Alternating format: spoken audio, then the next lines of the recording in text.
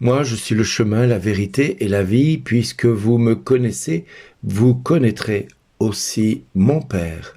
Amen. Alléluia.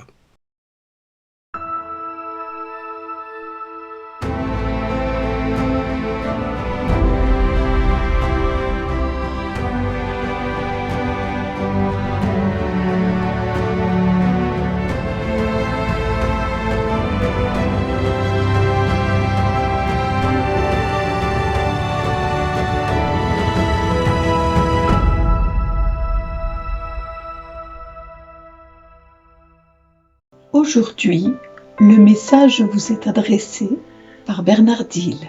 Bonjour les amis, bonne fête aux Philippe et à tous les Jacques que vous pouvez connaître et que nous connaissons. Bonjour à chacun d'eux.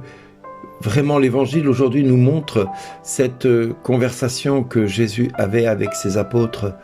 Et lors de cette discussion, il va leur offrir des idées claires sur sa personne et sur sa mission. Mais les apôtres, qui étaient fortement influencés par toute la tradition judaïque, ont du mal à voir en Jésus la personne du Messie, ont du mal à voir également ce que Jésus essaie de leur faire comprendre. Et ils s'attendaient non pas au Christ qu'ils avaient devant eux, ils s'attendaient à voir un Christ qui soit un guerrier, un libérateur, un homme politique, influent, qui plus est peut-être un roi qui puisse prendre le pouvoir et renverser toutes les gouvernances de l'époque, c'est-à-dire tout l'empire romain qui se trouvait en Israël. Voilà comment les Juifs voyaient le Messie. C'était un guerrier d'abord et avant tout. Mais là, Jésus se montre bien tout autrement. En effet, déjà, il va répondre à Thomas, « Moi, je suis le chemin, la vérité et la vie. Personne ne va vers le Père sans passer par moi. » Effectivement, Jésus manifeste vraiment sa volonté que nous devions comprendre que pour aller vers le Père et pour connaître le Père, nous devons d'abord passer par lui. Personne ne peut connaître le Père réellement si ce n'est le Fils. Et le Fils à qui il veut bien le révéler. Donc nous devons demander à Dieu de nous révéler le Père parce que nous ne le connaissons pas vraiment. Parce que si nous le connaissions, alors rien ne nous serait impossible. Pourquoi, quand nous prions, les miracles ne suivent pas? Pourquoi les miracles ne viennent pas dans notre vie? La question nous est posée aujourd'hui, pourquoi quand je prie, Seigneur, je vois rien changer? Je n'obtiens rien auprès de toi. Encore quelqu'un un jour m'a dit, il n'y a pas si longtemps, mais je ne comprends pas. Dieu t'a guéri, mais où est-il ce Dieu quand moi je le prie? C'est bien la preuve que ce frère n'a pas rencontré Jésus vraiment. S'il connaissait Jésus, il connaîtrait également le Père et rien ne lui serait impossible. Puisque Jésus va même répondre à Philippe qui lui dit « Montre-nous le Père, cela nous suffit ». Et Jésus va lui répondre « En réalité, il va lui faire même un reproche. Il y a si longtemps que je suis avec vous et tu ne me connais pas, Philippe ». C'est comme si Jésus s'était bipolarisé, comme s'il était schizophrène. Excusez-moi, je parle un peu de manière à ce que vous puissiez comprendre ce qui se passe. Pour Philippe, il voit Jésus qui lui parle comme si c'était le Père qui lui parlait. Comme si Jésus était habité d'une autre personne. Et oui, il est habité par son Père. Il est tellement uni à son Père que même cette image-là, les disciples ont du mal à la voir. Ils ont du mal à voir Dieu et l'homme dans la personne de Jésus. Ils ont du mal à voir le Père et le Fils dans la personne de Jésus. Ils ont du mal à comprendre cette réalité qui fait de Jésus la personne égale au Père. Il leur rappelle aussi qu'ils devront continuer cette œuvre salvifique que Jésus a commencée.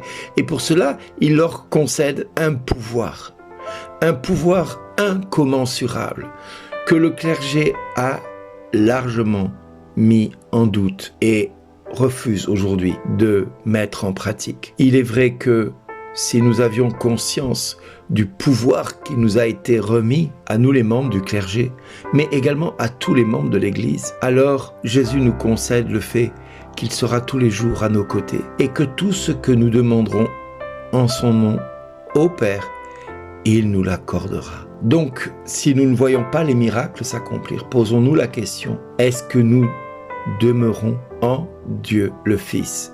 pour voir Dieu le Père régner? Est-ce que nous sommes en Jésus? Est-ce que nous sommes totalement dans la personne de Jésus? Est-ce que Jésus nous habite totalement? Est-ce que c'est vraiment Jésus qui nous habite?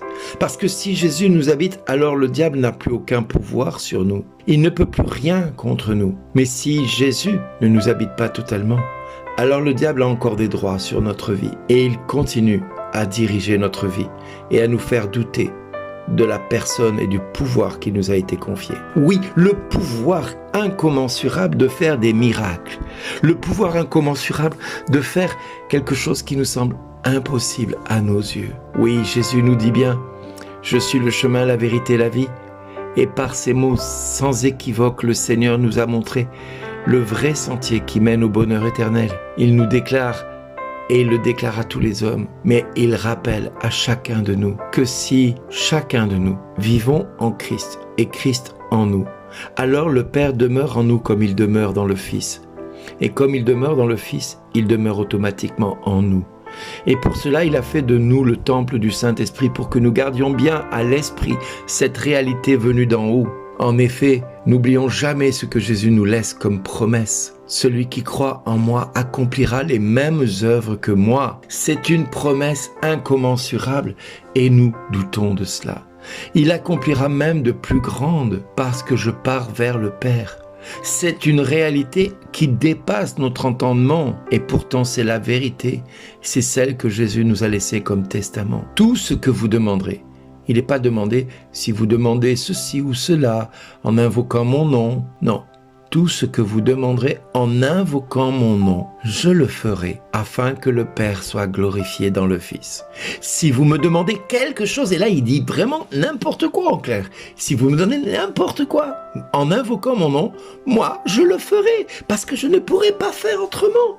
Mais il faut pour cela croire que je suis dans le Père et que le Père est en moi, que je suis en vous et que vous êtes en moi, et que par la présence du Saint-Esprit qui demeure en vous, le Père, le Fils que nous sommes, demeureront totalement en vous. Et vous avez reçu par moi et mon Père le pouvoir d'accomplir de choses semblables à moi et même de plus grandes, parce que désormais je suis auprès du Père. Cessez de lever les yeux vers le ciel et regardez celui qui demeure dans votre cœur. Le Père, le Fils et le Saint-Esprit sont bien présents et ils nous invitent à croire qu'avec le pouvoir qu'il nous a donné, en invoquant son nom, de pouvoir réaliser les œuvres qu'il a faites, et même de plus grandes parce qu'il est maintenant tout près du Père, avec l'humilité de reconnaître que c'est pour ta gloire que nous agissons, et uniquement pour ta gloire, comme le Fils l'a fait durant son ministère.